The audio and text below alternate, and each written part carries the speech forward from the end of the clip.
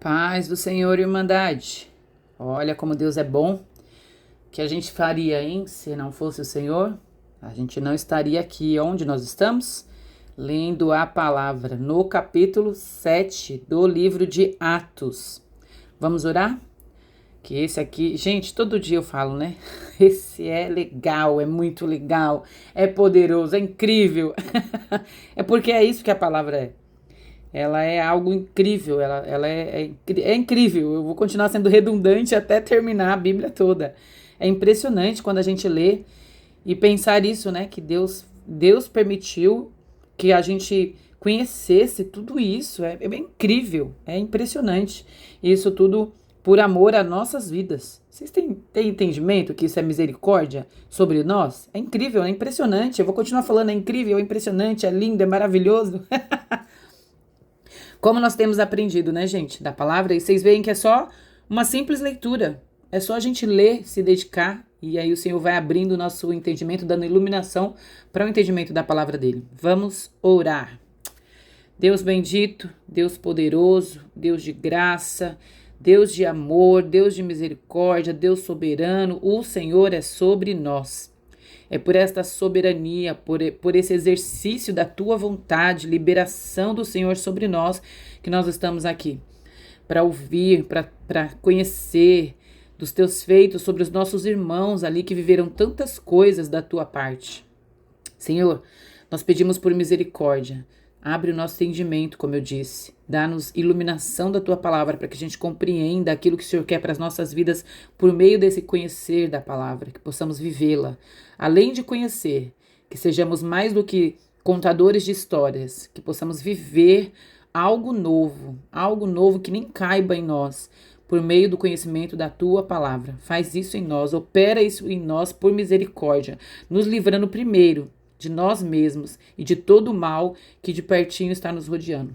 Nos livra, nos liberta, nos perdoa, nos impulsiona para mais perto de ti. Por amor ao teu nome e pelo nome do teu filho, nós oramos. Amém.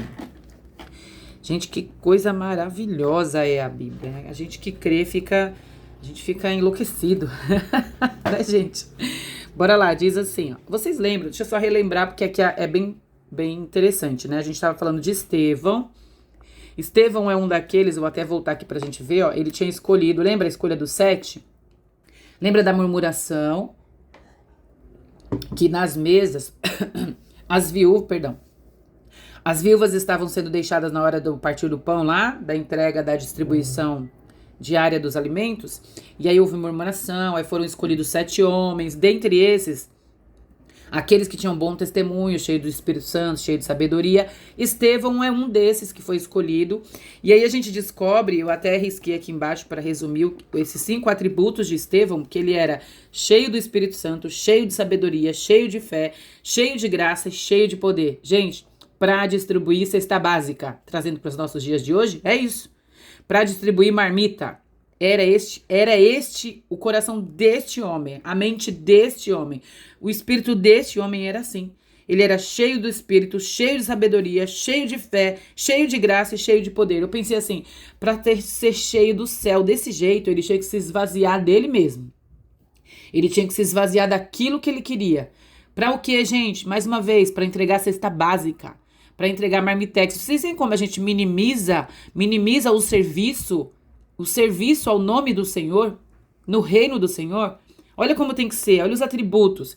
E talvez você esteja aí pensando, né? Você começou essa empreitada pensando, eu vou ser um pregador, eu vou usar um microfone. A gente vê às vezes pessoas que quando são... Eu acho interessante. Já vi isso várias vezes, né? Ao longo desses 20 e poucos anos de cristianismo. Às vezes a pessoa, ela recebe um cargo, né? E aí ela muda até a roupa. Ah, agora eu sou fulano, pregador, eu sou presbítero, eu sou não sei o quê. Sei lá, veio a cabeça presbítero, acho que eu nem conheço nenhum presbítero. É mais fácil falar assim, né? E as pessoas acham que tem que usar roupas diferentes, porque ela tem que falar diferente, porque, na verdade, a diferença tem que ser vista de dentro para fora. Você tem que ser cheio primeiro. Você tem que ser cheio do Espírito Santo, cheio de sabedoria, cheio de fé, cheio de graça e cheio de poder. E nós vamos ver que isso é ser cheio da palavra. É isso que Estevão era. E aí o que aconteceu? Estevão começou a fazer sinais, milagres, nós vimos no capítulo anterior. E aí ele foi levado diante daqueles homens religiosos do Sinédrio para ser julgado. Ó, vou puxar aqui, lembra? Tinham testemunhas falsas, ó, subornaram pessoas, testemunhas falsas para mentir a respeito dele. E quando mentiram a respeito dele, o que foi que aconteceu com ele?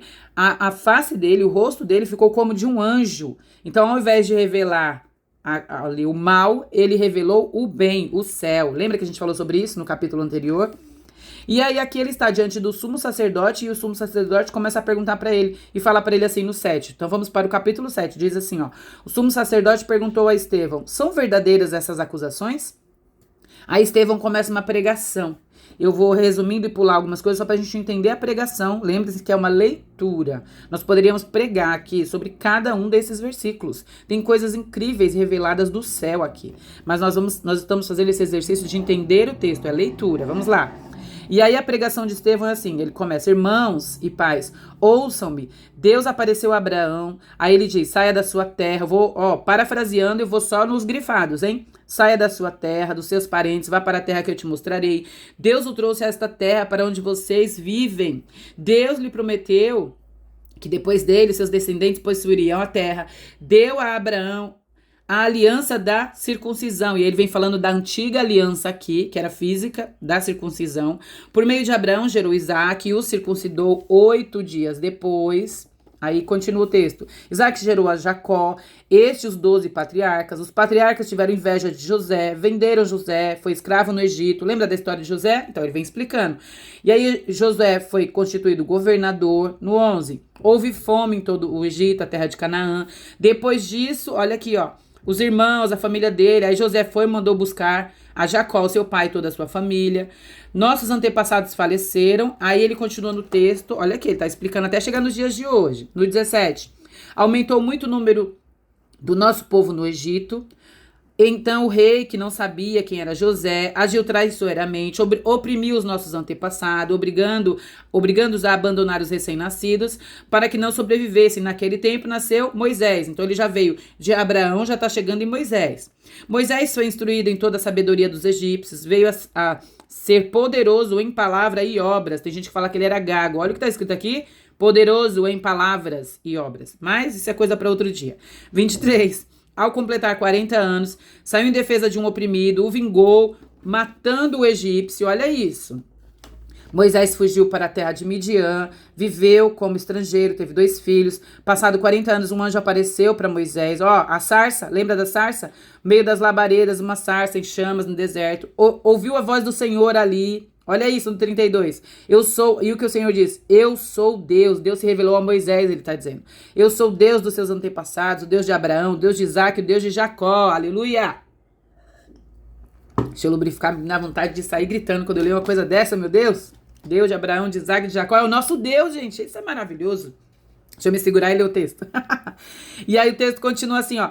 Ouvi os seus gemidos e desci para livrá-lo. Ai, não consigo não falar disso. Gente, nós precisamos clamar. Tem gente que fala assim, ai, Deus já sabe de todas as coisas. Nós precisamos clamar. É por isso que esse povo foi liberto. Olha o que eles fizeram. Eles estavam oprimidos, sendo escravos. E aí, até o seu gemido diz algo. E aí Deus desceu para livrá-los. Pessoal, vamos continuar. No 35, Moisés. Olha, aí Moisés foi enviado pelo próprio Deus para ser líder e libertador deles. Ele os tirou fazendo maravilhas e sinais daquela terra, né, do Egito, no Mar Vermelho, durante o deserto 40 anos. Aí Deus levantará os seus próprios irmãos, um profeta como eu. Isso é a pregação de Moisés, né? Moisés falando para os israelitas.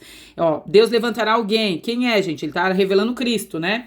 E aí diz assim, ó, ele estava na... Bom, vou continuar. 39. Os nossos antepassados, aí isso é importante, ó, recusaram-se a obedecer-lhe, ao contrário, rejeitaram no seu coração e voltaram para o Egito.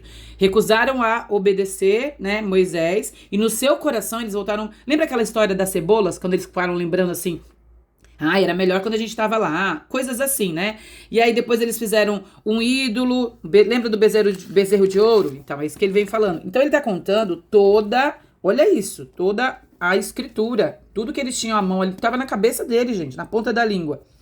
No deserto tinha um tabernáculo da aliança, aqui ele já vem contando já adiante.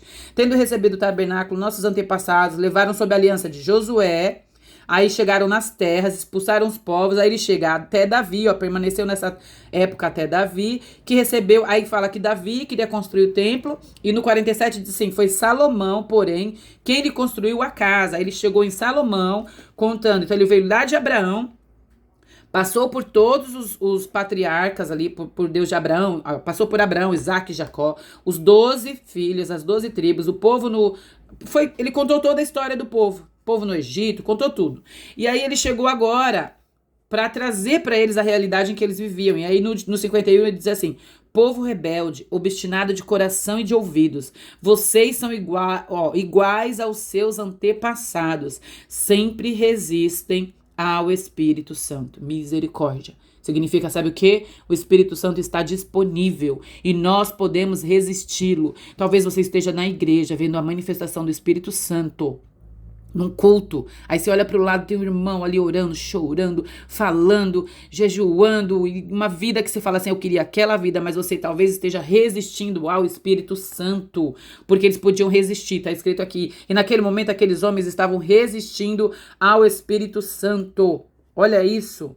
Aí, eu só fiz uma anotaçãozinha aqui, porque esse texto aqui, ele está revelando que da antiga aliança, como foi entregue para aquelas pessoas, para a nova aliança, ele está trazendo, se ele falou da antiga aliança, ele estava remetendo para a nova aliança em Cristo. Lembra, eu até coloquei aqui, ó, vocês lembram quando falou lá que a gente leu sobre o vinho novo? A gente viu nos evangelhos. Vinho novo não caberia nos odres velhos, pois arrebentaria.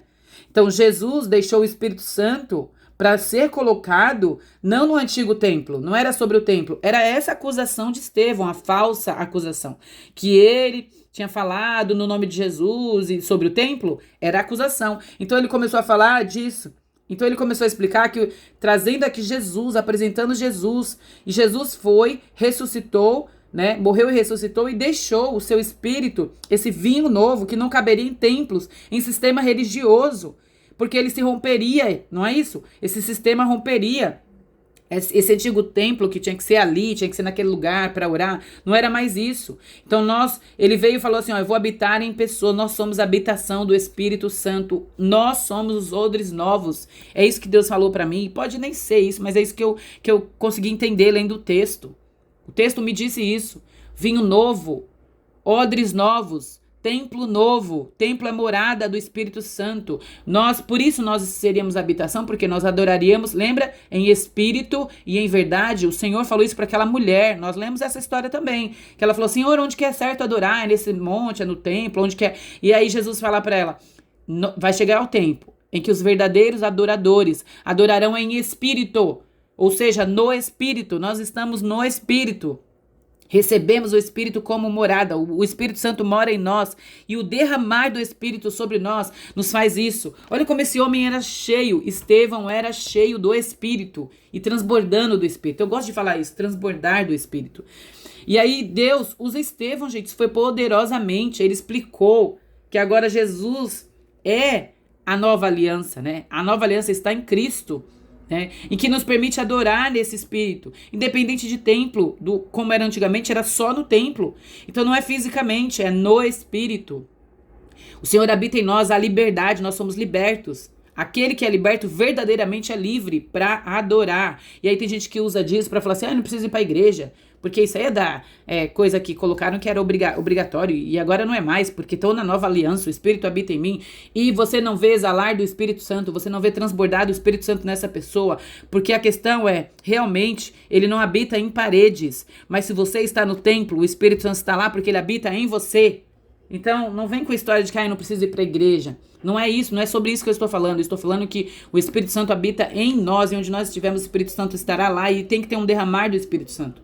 E ele Estevão mostrou por essa pregação, gente, que ele conhecia a Escritura de ponta a ponta. Isso aqui não é uma pregação preparada, que consultou o Google, que consultou os livros antigos, que consultou, sei lá, vários aplicativos que hoje a gente tem, que consultou o grego no seu original, ou sei lá, sabe assim, gente? Não era isso, não. Isso aqui saiu da boca dele, não era defesa, porque era o momento que ele tinha que fazer a defesa dele, ele estava perante os seus acusadores. Ele não se defendeu, ele pregou o evangelho.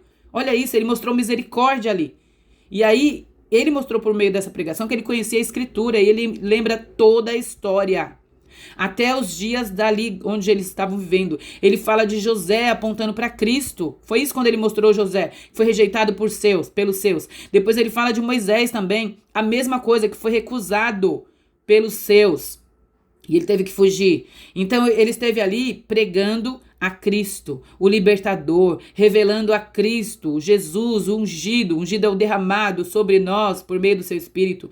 Que como aconteceu ali, eles estavam rejeitando o próprio Cristo. E aí depois vem aqui, ó, essa cena trágica, mas que aconteceu, que é uma coisa tão terrível. Olha o que aconteceu, eu escrevi aqui. Qual foi a reação deles, gente? Eu escrevi aqui, ó, reação deles. Porque a partir do 54 em diante é a reação deles diante das palavras da pregação de Estevão, diante da pregação da Escritura. Estevão não se defendeu. Estevão pregou a Escritura. E aí, diante da pregação dele, tem a reação de Estevão, do céu e destes homens. Aí me dá vontade de sair falando, mas eu vou só ler o texto. E aí diz assim, ó, até